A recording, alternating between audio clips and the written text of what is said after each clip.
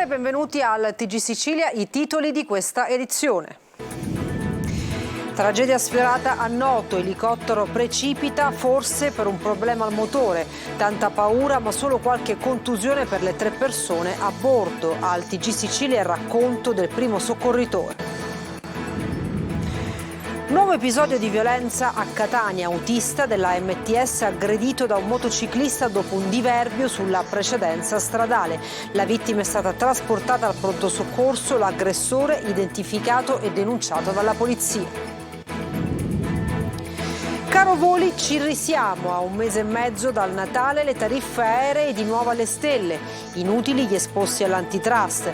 Dopo il caos estivo e l'arrivo di Aero Italia, Schifani pensa sconti per i residenti in Sicilia.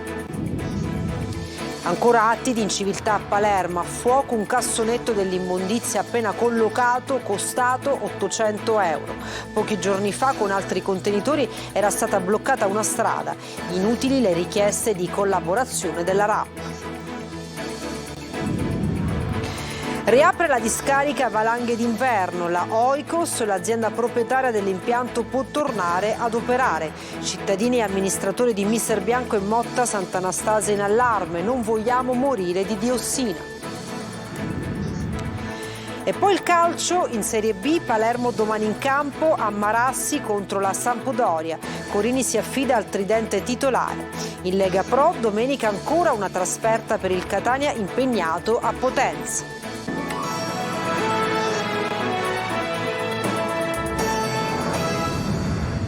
Poco prima di mezzogiorno un elicottero è precipitato nelle campagne di Noto. Tra le persone a bordo che se la sono cavata con piccole ferite abbiamo ascoltato un testimone che ha dato i primi soccorsi, Francesco Aloni. Cario! Vabbè. Non è ancora scoccato mezzogiorno quando l'elicottero viene giù.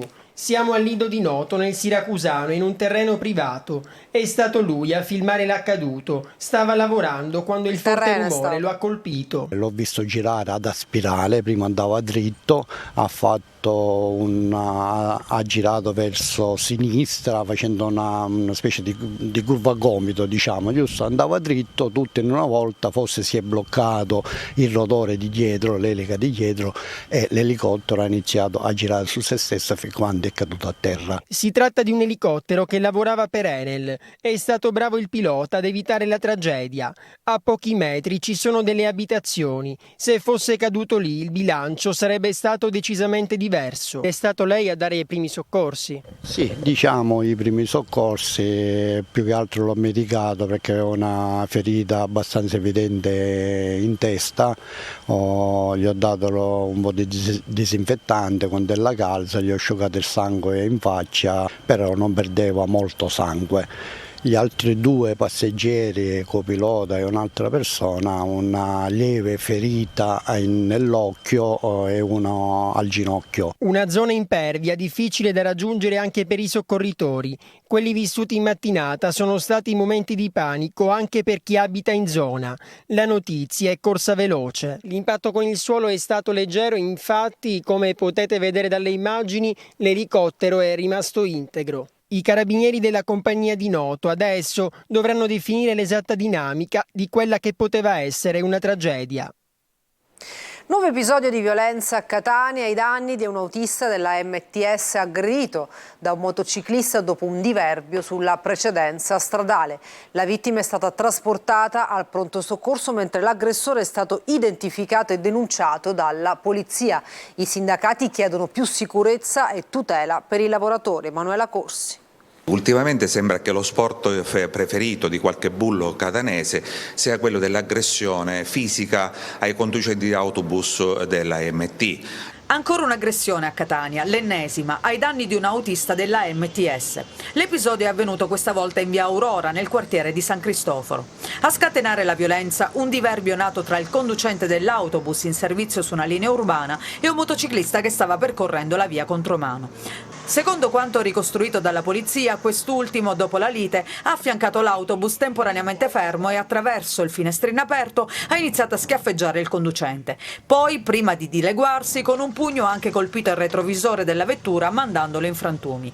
Allertati i soccorsi, la vittima è stata trasportata al pronto soccorso dell'ospedale San Marco, riportando diverse ferite ad un braccio per i frammenti dello specchio andati in pezzi, oltre allo shock per la violenza subita.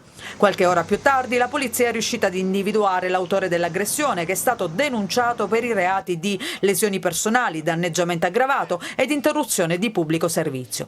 Per i sindacati a nulla valgono le telecamere installate sui mezzi pubblici, servono più controlli e più tutele per i lavoratori. Ci sono addirittura squadre che si occupano della vigilanza che stanno all'interno dei mezzi. Per questo dico che se questo è poco c'è un problema che è ancora più grande, che riguarda l'intera città, l'aspetto culturale, l'aspetto della sicurezza di questa città. Solo un paio di settimane fa un altro autista è stato aggredito da un uomo che viaggiava contromano in viale Lorenzo Bolano a bordo di uno scooter.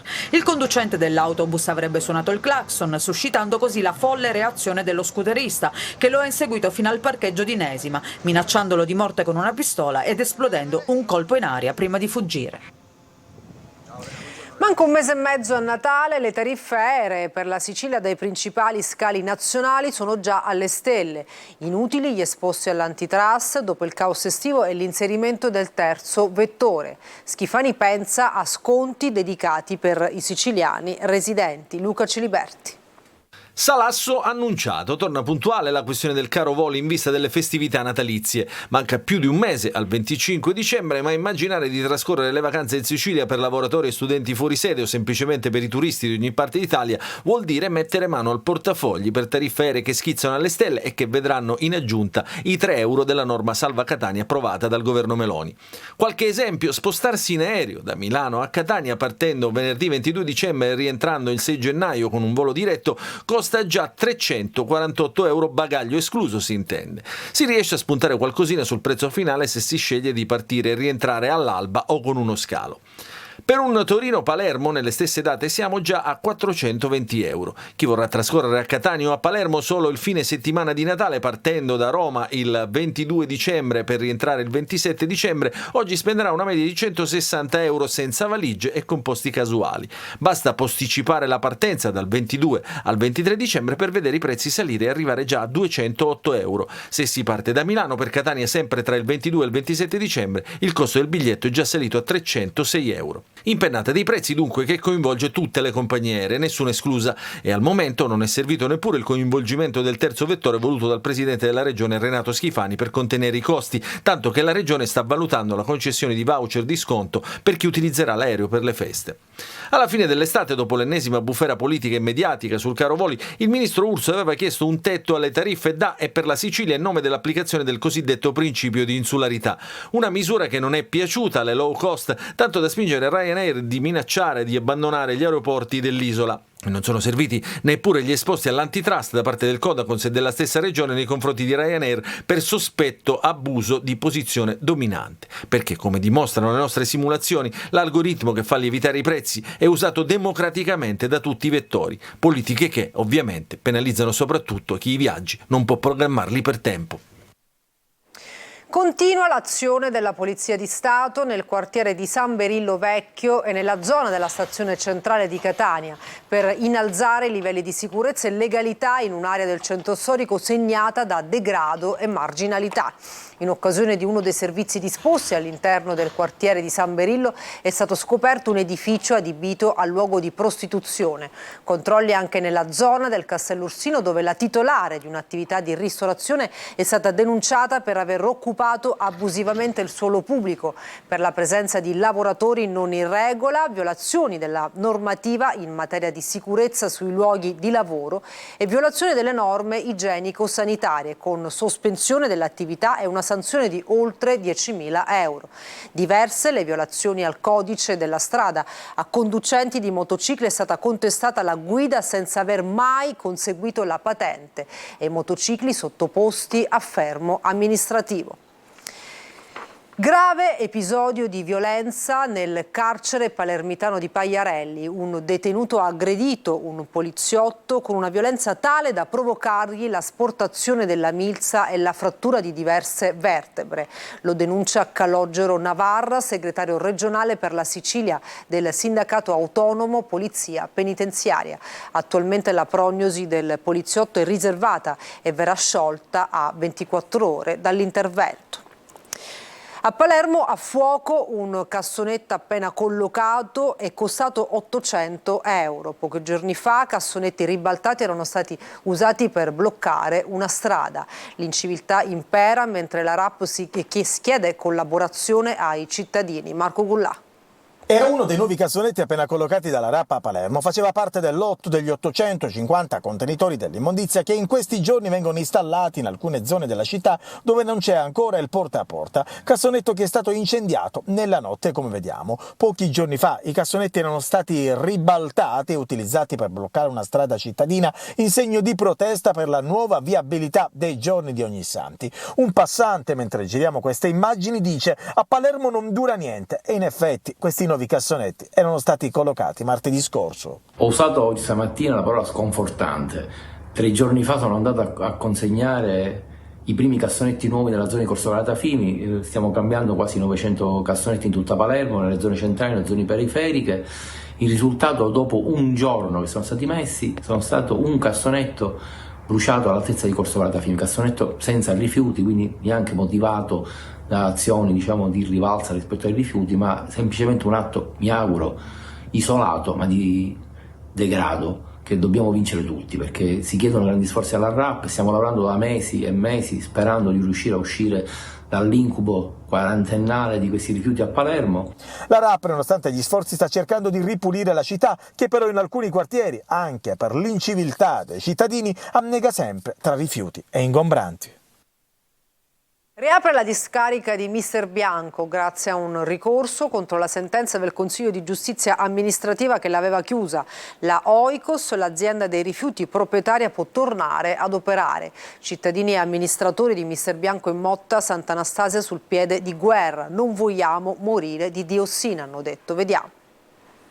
Non vogliamo morire di diossina, non vogliamo morire di nanoparticelle che entrano nel nostro cibo. A Mister Bianco tornano l'olezzo e la preoccupazione. I cittadini del comune alle porte di Catania, insieme a quelli di Motta Sant'Anastasia, sono di nuovo sul piede di guerra contro la riapertura della discarica di Valanghe d'Inverno, che era stata chiusa in seguito alla sentenza del CGA, il Consiglio di Giustizia amministrativa per la regione siciliana, che aveva dichiarato illegittimo il rinnovo dell'autorizzazione integrata ambientale per il sito. Ma l'Oikos SPA, l'azienda proprietaria, fa ricorso e mette sul tavolo 1 milione di euro come fideiussione. Così il 26 ottobre il CGA ha consentito temporaneamente la ripresa dell'attività. Questo in attesa che il ricorso venga discusso nel merito. Gli effetti della sentenza vengono sospesi in modo cautelare e così la discarica può riaprire. Ha accolto una sospensiva alla quale noi ci appelleremo. Siamo del parere che alle porte del 2024 non si debba più parlare di discariche nella gestione complessiva dei rifiuti. Un altro tema di grande importanza riguarda quello della distanza, la distanza del sito dal centro abitato. La sentenza che portò alla chiusura si basava su 2 elementi: l'esistenza di una particella di terreno su cui sorge la discarica che non era stata inclusa nell'autorizzazione ambientale e il mancato rispetto della distanza minima obbligatoria di 3 km dal centro abitato di Motta Sant'Anastasia. La regione siciliana ha la grande responsabilità di dire non solo che non può saltare il limite dei 3 km, ma che soprattutto non possono essere autorizzati soggetti che hanno tutte queste criticità. Tanti gli incidenti, anche mortali, in contrada Targe, arteria che rappresenta il principale ingresso nord di Siracusa. Nonostante rilevatori di velocità, non tutti rispettano le regole. Gli automobilisti chiedono più controlli e l'amministrazione pensa a nuovi interventi. Francesco Loi. Un'importante arteria che è l'ingresso nord di Siracusa. Contrada Targe è molto battuta e nonostante defleco qui il rischio incidenti è altissimo. A parte il traffico che hanno fatto, anche se sono dei birilli, la cosa si è migliorata di tanto. Poi ci sono sempre gli incoscienti, a quello non ci sono protezioni che tengono. Molta gente non rispetta il codice della strada, principalmente c'è gente che continua a fare inversione a U nonostante ci siano dei dissuasori messi proprio per evitare questo. Questo rettilineo è stato più volte teatro di scontri, anche mortali. I rilevatori di velocità installati da qualche anno non intimoriscono quasi nessuno. Molti infatti superano il limite fissato a 50. Dopo gli ultimi incidenti gravi, la polizia municipale si posizionava qui con il telelaser, una tipologia di controllo che però ad oggi è quasi scomparsa. Queste immagini si riferiscono a qualche giorno fa, un'auto ribaltata nell'area di servizio. Ma sempre da qui le telecamere di videosorveglianza hanno ripreso questa scena. Un automobilista furbo ha svoltato superando la striscia continua, mettendo a rischio la sicurezza sua e degli altri. La risposta di un altro conducente con il click alla mano ha fatto il giro del web. L'amministrazione comunque sta studiando nuovi interventi per mettere fine al problema sicurezza che riguarda questa strada. Dovrebbero essere realizzate una complanare e una rotatoria, ma anche una galleria che rappresenterebbe un'ulteriore via di accesso alla città. E parliamo di donazione di sangue, manca il ricambio generazionale anche in Sicilia. Isola Felice, la provincia di Ragusa, che si conferma il maggiore fornitore di sacche a livello nazionale. Veronica Barbarino. Con una sacca donata si aiutano minimo 3 persone, a volte anche di più. Tante le associazioni in realtà per le donazioni su tutto il territorio nazionale, fra cui Avis. E in una nazione dove il numero dei donatori è molto basso, Ragusa fa la differenza. In un anno necessitano non meno di 200.000 sacche di sangue in Sicilia e di queste 45.000 le produce l'Avis di Ragusa.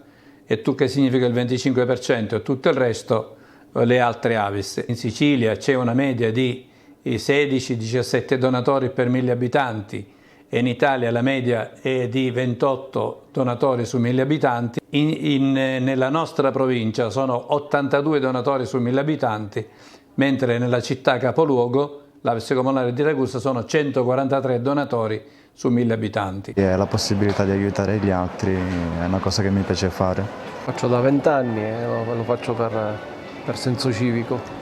Tanti inoltre i donatori ragusani fuori sede che scelgono l'Avis cittadina come centro di trasfusione, non solo per un senso di appartenenza, ma anche per le macchine di prelievo di ultima generazione, le comode poltrone e il perfetto sincronismo dal percorso che ogni donatore segue dal momento in cui viene preso in carico dalla reception alla colazione offerta. Una breve pausa, tra poco parliamo di calcio, non mancate.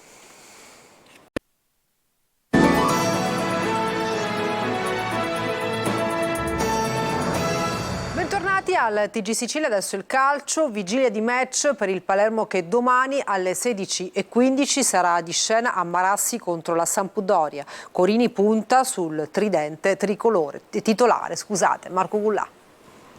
Il Palermo fuori casa ha un altro passo, 13 punti conquistati su 15 a disposizione, un rollino da promozione un tridente tricolore. In casa invece cambia tutto, il Palermo ha nette difficoltà. Ecco perché la partita di domani a Marassi contro la Sampdoria può rappresentare per il rosanero un punto di ripartenza dopo la sconfitta di domenica scorsa con il Lecco. Ci saranno diversi cambiamenti di formazione rispetto alla gara con i Lombardi. Eugenio Corini ha qualche dubbio a centrocampo dove ci sono 4 giocatori per 3 maglie, mentre in attacco pensa al ritorno del tridente titolare. Sono 3 gli indisponibili, Koulibaly, Di Mariano e Vasic, mentre Buttera è tornato. Sampdoria che non sta attraversando un momento brillante. È vero che hanno perso le ultime 2 partite, però Colascoli hanno fatto una partita molto solida, pareggiando su un campo molto ostico, hanno battuto il Cosenza e noi sappiamo il valore del Cosenza, di quanto sia pericoloso fuori casa. Col Südtirol, una partita che anche quella l'ho vista, vincevano e stavano anche vincendo meritatamente, hanno preso un gol su un fallo laterale, ha fatto un grande gol Udogu, lì la partita si è un po' spezzata, sembrava che fosse un pareggio